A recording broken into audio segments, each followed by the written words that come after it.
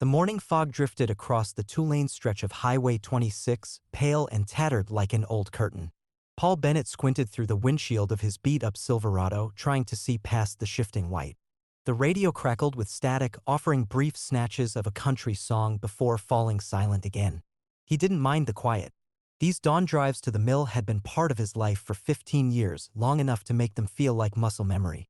It was only when he came around the bend near mile marker 112 that something new entered his routine. A dark shape lay sprawled in the middle of the road. At first, Paul thought it was a pile of torn-up trash bags or maybe a stray dog. But as he braked and the truck rolled closer, the shape resolved into something unmistakable, a huge bird. He stopped in the middle of the road, hazards blinking. For a moment, he simply stared, hands still gripping the wheel. The bird didn't move except for the slow rise and fall of its chest. The brown wings were splayed at impossible angles, feathers wet and bent. And the head, white as snow, turned just enough for one golden eye to lock onto him. "Jesus?" Paul whispered. He opened the door, boots hitting the pavement with a muffled thump. The air was raw and smelled of wet leaves. As he walked closer, the eagle tried to move, lifting one massive talon as if to ward him off, but the motion ended in a shudder. Its beak parted in a silent cry. He crouched a few feet away. It was a bald eagle, larger up close than he'd ever imagined, though he'd seen them circling the river back when he was young and the fishing was still good. A broken wing, maybe two. There was a smear of blood on the asphalt. "Hey, easy," he murmured. "Easy now." Carefully, he slipped off his denim jacket and held it out. The eagle's eye followed his every motion, sharp and furious. It didn't matter that it was hurt, it was still a creature built for the sky, not the ground. For a second, Paul almost turned away, certain it would never let him near. But then the bird lowered its head, exhausted. Moving as gently as he could, he laid the jacket over the body. The eagle flinched but didn't fight. With slow, deliberate hands, Paul gathered it up against his chest.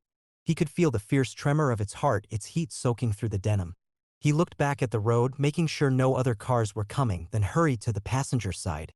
Easing the eagle onto the seat, he winced at the way the broken wings sagged, feathers sliding free. The bird closed its eyes but kept breathing. Paul started the truck again, heart thumping. What the hell are you going to do now? He knew there was a wildlife rehab center out past Ellensburg. He'd never been there, but it was the only place he could think of. He pulled onto the shoulder, turned the truck around, and started driving east. The eagle's head rested against the seatbelt. Every so often it cracked an eye open to look at him. He felt as though he was carrying something ancient and sacred, something that didn't belong anywhere near an old pickup or the cracked blacktop of Highway 26. 30 miles to Ellensburg. He pressed harder on the gas. When he finally pulled into the gravel lot of the rehabilitation center, the sun had risen behind the hills. The small building looked like an old ranger station, log siding, green trim, a wooden sign that read Cascade Wildlife Rescue. Paul climbed out and hurried to the passenger side. He didn't care that the denim jacket was soaked in blood and something sticky he tried not to think about. He just wanted to get the eagle help before it was too late. Inside, a woman with curly red hair looked up from a clipboard. She wore khaki cargo pants and a fleece vest, and her face shifted instantly from curiosity to concern when she saw what he carried. "Oh God," she said, coming around the counter. "What happened?" "Found him on the highway," Paul said, voice hoarse. "Looks like he got clipped by a car. Can you help him?" She held out her arms. "Bring him back here." He followed her down a hallway lined with cages and low, murmuring heat lamps. A smell of pine shavings and iodine filled the air. She led him into a small exam room where a stainless steel table waited beneath a bright light. "Set him down, nice and easy." He laid the eagle onto the table. It didn't fight, only watched them with a dull, resigned gaze. "I'm Claire," she said, pulling on blue nitrile gloves. "I'm the head rehabilitator here. You did the right thing bringing him in." Paul nodded, suddenly aware of how much his hands were shaking. "Will he started, but she was already moving, checking the wings, murmuring under her breath. He stepped back, feeling something tighten in his chest. The eagle looked so out of place in that room, too big and too wild. Claire glanced up. "You can wait outside if you'd like. I'll come tell you as soon as I know more." Paul hesitated, but in the end he nodded. He felt as though he were walking away from something important when he left the exam room.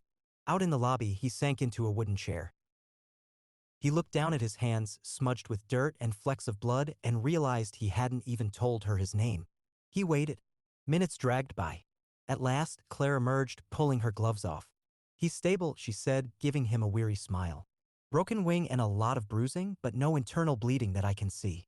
If infection doesn't set in, he has a good chance. Paul let out a breath he didn't know he'd been holding. Thank you, he said softly. She nodded. Most people just drive by. You did a good thing. He rubbed the back of his neck. Is there anything I can do? Well, Claire said if you want, you can come back to check on him. Sometimes it helps their recovery to have a familiar presence nearby. He seems calmer with you. Paul looked through the window in the door at the battered bird lying under a heat lamp. Yeah, he said. Yeah, I think I'd like that. He drove home in a daze, the highway unwinding beneath him like a film reel he'd seen too many times. But it all looked different now. Every mile marker and roadside pine blurred into the memory of that golden eye watching him. When he pulled into his driveway, the house felt unfamiliar, too still. He lived alone since Nancy had left 4 years ago, taking their daughter to Spokane where the jobs were steadier and the winters a little kinder. He couldn't blame her, though he'd tried for a while. He washed his hands at the kitchen sink, scrubbing away the blood until his knuckles were raw. He poured himself a cup of coffee he didn't want and sat at the kitchen table. Outside, the wind moved through the cedars that lined the property, and he closed his eyes, hearing the soft rustle like wings.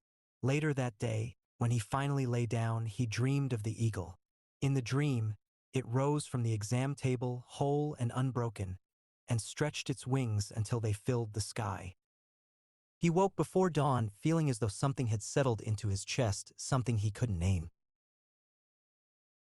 The first time he went back to the rehab center, it was nearly a week later. He had called ahead. Claire said the eagle was holding steady, but infection was still a risk. She sounded tired but hopeful. When he stepped inside, she smiled in recognition. I'm glad you came, she said. He's been difficult. She led him down the same hallway, stopping in front of a large enclosure draped in white netting. The eagle stood inside on a low perch. Its wing was bound tight against its body in a complicated harness, and it looked impossibly regal even in confinement. He's eating on his own now, Claire said softly. But he's not keen on people. Paul moved closer to the netting, resting his hand against the wood frame. Hey there, he murmured. The eagle turned its head slowly, fixing him with that unblinking stare. For a moment, neither of them moved. Then it made a low, rasping noise somewhere between a croak and a growl and settled a little lower onto its perch. Claire watched, eyebrows lifted. That's about as friendly as he gets, she said, voice warm with surprise. Paul swallowed. Does he have a name? Not yet. We usually wait to see if they pull through before naming them. He nodded, though it felt wrong somehow, like the eagle deserved something more than a blank space in a ledger. Would you mind, he asked, if I just sit with him for a while? Of course, she said. He pulled a folding chair closer and sat, hands clasped. The eagle didn't look away. In the quiet, Paul felt a strange kind of peace settle over him. He didn't know why this broken creature had stirred something he thought was long dead, but he didn't question it either. Over the weeks that followed, he came back again and again. Even when his shifts at the mill ran long, he'd drive out to Ellensburg, sometimes arriving just before closing. He would sit by the enclosure, talking in a low voice about nothing, about the weather, about the mill, about his daughter, and how he wished she'd write more often. And always, the eagle watched him. One evening, after nearly 2 months, Claire met him at the door with a wide grin. Come see, she said, already turning toward the back. He hurried after her. When they reached the enclosure, he stopped, heart thumping. The eagle stood on the perch, the harness gone. Both wings, though still ragged, hung in their proper places. He's ready for flight testing, she said, her eyes shining. We'll move him to the big flight cage tomorrow. If all goes well, he could be releasable in a few weeks. Paul swallowed hard, nodding. That's good, he managed. But as he looked at the eagle, he felt a quiet ache. He knew this had always been the goal, freedom. And yet, part of him had begun to imagine a life where he kept coming here, where the silent connection was something he didn't have to give up. Claire touched his arm lightly. You did this, she said. You know that, don't you? He shook his head, but she only smiled. Most injured eagles don't make it, especially ones hit by cars. But he did because you stopped. Paul had no words for that. He only looked back at the bird and thought about how sometimes saving something else felt a lot like saving yourself. 3 weeks later, he stood at the edge of a wide clearing at the back of the rehab property. The sun was just cresting the ridge, turning the frost on the grass into a sheet of diamonds. Claire carried the eagle in a large crate. A small crowd had gathered: volunteers, a couple of local reporters, a wildlife officer in a green uniform. Paul felt out of place among them, but no one seemed to mind. When Claire set the crate down, she glanced over. "Want to do the honors?" He blinked. "Me? You found him," she said simply. He walked over, hands trembling. He unlatched the crate door and stepped back.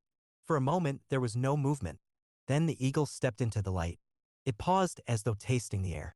And then, with a sudden power that stole his breath, it launched itself skyward. Wings spread wide, rising into the pale morning. The crowd gasped. Paul watched until his eyes blurred with tears. He didn't know if he'd ever see it again. But in that moment, it didn't matter. Some part of him had gone with the eagle, something that felt, finally, like it had come home. If you like this video and want more storytelling videos, be sure to hit the subscribe button, comment, and like.